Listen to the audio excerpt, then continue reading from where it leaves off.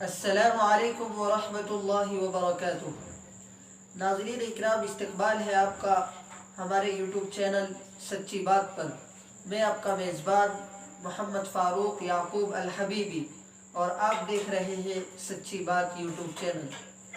ناظرین اکرام، آج کے تازہ ترین شو میں صدقہ فطر سے متعلق کچھ اہم گزارشات کرنی ہے۔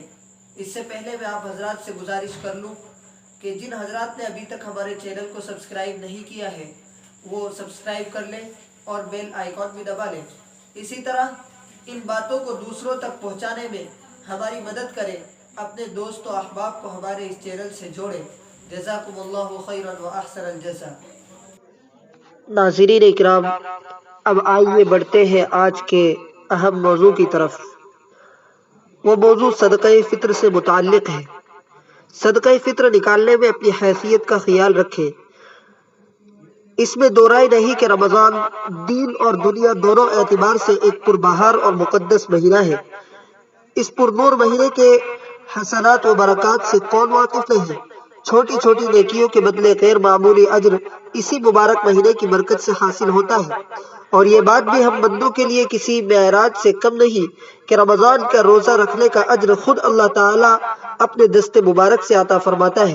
جیسا کہ حدیث قدسی میں ہے، اللہ تعالیٰ فرماتا ہے کہ روزہ میرے لیے ہے اور میں ہی اس کا اجر دوں گا۔ اس مقدس مہینے میں روزہ، سحری، افطار، تراویح، اعتکاف، شب قدر اور تلاوت جیسے نیک اعمال کے ساتھ صدقہ فطر بھی ایک بنیادی اور قابل توجہ عمل ہے۔ لیکن افسوس کہ صدقہ فطر کے معاملے میں ہم لوگ بڑی سرد مہری کے شکار رہتے ہیں۔ مثال کے طور پر سحر و افطار کے لیے ایک سے بڑھ کر ایک لذیذ پکوان، انتہائی مقوی اور قوت بخش پھلوں کا بندوبست، اور پرسکون تراویح کے لیے ہوادار کولر اور اے سی کا بہترین انتظام کیا جاتا ہے۔ یہ بڑی اچھی بات ہے کہ سحر و افطار اور تراویح میں اللہ تعالیٰ کی جدید ترین نعمتوں سے خوب فائدہ حاصل کیا جاتا ہے، لیکن جب صدقہ فطر کی باری آتی ہے تو ہم اللہ تعالیٰ کی مقوی اور قوت بخش نعمتوں کو کیوں بھول جاتے ہیں اور محض گیہوں ہی کیوں یاد رہتا ہے، جبکہ حدیث پاک میں گیہوں کے علاوہ اور بھی اشیاء منقول ہے، اور صدقہ فطر سے متعلق دوسری اشیاء مثلا کشمش، مرقہ، کھجور، چھہارے کیوں یاد نہیں رہتے، جن کا ذکر صراحت کے ساتھ حدیث پاک میں موجود ہے؟ یہ کہاں کا انصاف ہے؟ ہمارے خیال میں صدقہ فطر کی ادائیگی کے وقت صاحب ثروت اور صاحب حیثیت افراد اس پر ضرور غور کریں کہ کشمش، مرقہ اور کھجور چھہارے کے مقابلے گیہوں کی کیا حیثیت ہے، اور کیا وہ کھانے پینے کے معاملے میں گیہوں کی بنسبت مرقہ، کشمش کو زیادہ اہمیت نہیں دیتے ہیں، اور یقیناً دیتے ہیں۔ پھر جب صدقہ فطر کی باری آتی ہے تو وہ گیہوں ہی پر کیوں اکتفا کرتے ہیں اور کشمش و مرقہ یا کھجور، چھہارے وغیرہ اشیاء کی قیمت صدقہ فطر کے طور پر کیوں نہیں دیتے؟ اس لیے ہمارا ماننا ہے کہ ہم میں سے جو جس حیثیت کا مالک ہے وہ اسی اعتبار سے صدقہ فطر نکالے۔ ہم نے اس کو 3 خانوں میں تقسیم کیا ہے۔ مثلا نمبر 1، عوام، جس کی آمدنی 10-15 ہزار ماہانہ سے 30 ہزار تک ہو، یہ لوگ گیہوں، جو یا ان کی قیمت ادا کریں۔ نمبر 2، خواص، جس کی آمدنی 50 ہزار ماہانہ سے 1.5-2 لاکھ تک ہو، یہ لوگ کھجور، چھہارے یا ان کی قیمت ادا کریں۔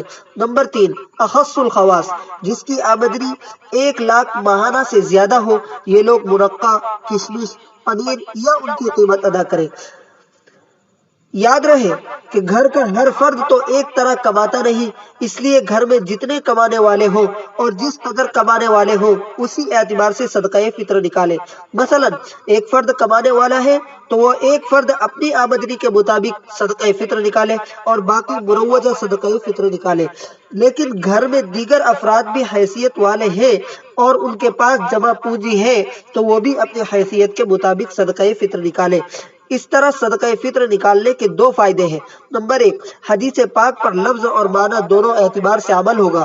نمبر 2، صدقہ فطر کا جو اصل مقصد ہے کہ اس سے محتاجوں کی حاجتیں پوری ہو، یہ بھی مقصد پورا ہو جائے گا۔ پھر صدقہ فطر دیتے وقت یہ بات بھی بطور خاص یاد رکھنا چاہیے کہ کچھ افراد ایسے ہوتے ہیں جو باوجود کہ حاجت مند ہوتے ہیں مگر وہ حیا اور غیرت کے بارے دست سوال دراز نہیں کر پاتے، اور کچھ افراد ایسے ہوتے ہیں جن کا پیشہ ہی ہاتھ پھیلانا اور ذخیرہ اندوزی کرنا ہوتا ہے۔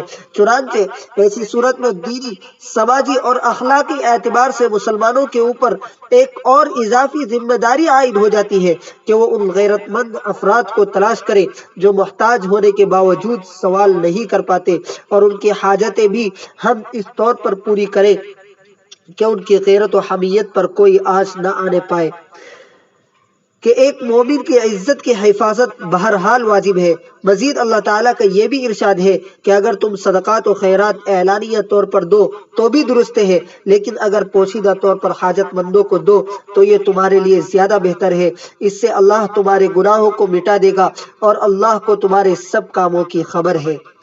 پھر بے شک ظاہراً صدقات و خیرات کرنا بھی درست ہے، لیکن خفیہ طور پر محتاجوں کی حاجتیں پوری کرنا زیادہ بہتر اور پسندیدہ عمل ہے، کیونکہ پہلی والی صورت میں ریاکاری اور کبر کا اندیشہ ہے جبکہ دوسری صورت میں نہیں۔ یہی وجہ ہے کہ غریبوں اور ناداروں کی حاجتیں پوری کرتے وقت مالداروں کو ریاکاری اور نام و نمائش سے بچنے کی تاکید کی گئی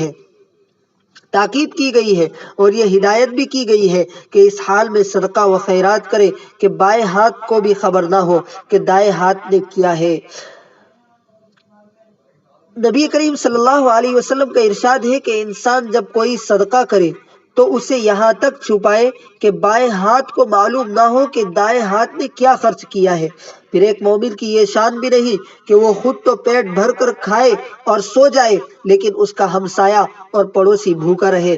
نبی کریم صلی اللہ علیہ وسلم کا ارشاد ہے کہ وہ شخص مومن نہیں ہے جو خود پیٹ بھر کر کھائے اور اس کے بازو میں رہنے والا اس کا پڑوسی بھوکا رہے۔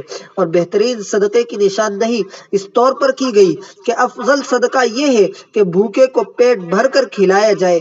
حضرت علی کرم اللہ وجہہ کا ارشاد ہے کہ اللہ تعالیٰ نے دولت مندوں کے مال میں محتاجوں کے لیے ایک حصہ لازمی طور پر مقرر کر رکھا ہے، لہذا محتاجوں کو یہ حق حاصل ہے کہ وہ اپنے بھوک اور تنگی کو دور کرنے کے لیے دولت مندوں سے بقدر حاجت مال حاصل کرتے رہیں، اور ایسے دولت مند جو حاجت مندوں کی حاجتوں کا خیال نہیں رکھتے، قیامت میں اللہ تعالیٰ ان سے باز پرس فرمائے گا۔ یعنی محتاج اور نادار لوگ دولت مندوں کے مال میں سے ایک معقول حق رکھتے ہیں جو وہ مالداروں سے بوقت حاجت حاصل کر سکتے ہیں۔ اگر دولت مند خوشی سے محتاجوں کا یہ حق دے تو بہتر، ورنہ دولت مند لوگ گناہگار ہوں گے اور قیامت میں ان کی پکڑ بھی ہوگی۔ غرضے کہ صدقات و خیرات کرنا، پڑوسی کا خیال رکھنا اور دولت مندوں کے مال سے محتاجوں کا ایک معقول حصہ دینا تمام باحیثیت مسلمانوں پر بہرحال لازم ہے، مگر بالخصوص رمضان کے دنوں میں اگر ان باتوں پر پابندی سے عمل کیا جائے تو نہ صرف رمضان کے حسنات و برکات سے ہر مسلمان ایک معقول حصہ حاصل کر لے گا، بلکہ خدمت خلق کا جذبہ فروغ پانے کے ساتھ انسانی ہمدردی کی فضا بھی قائم ہوگی انشاءاللہ تعالی۔ ناظرین، آج کے شو میں بس اتنا ہی، اگلی بار پھر ملاقات ہوگی ایک نئے موضوع کے ساتھ ہی میں آپ سے درخواست کر لوں کہ جن لوگوں نے ابھی تک ہمارے چینل کو سبسکرائب نہیں کیا ہے وہ سبسکرائب کر لیں اور دوسروں تک ہماری ان باتوں کو پہنچانے میں ہمارا تعاون اور مدد فرمائیں۔ جزاکم اللہ خیرا و احسن الجزاء۔ السلام علیکم ورحمۃ اللہ وبرکاتہ۔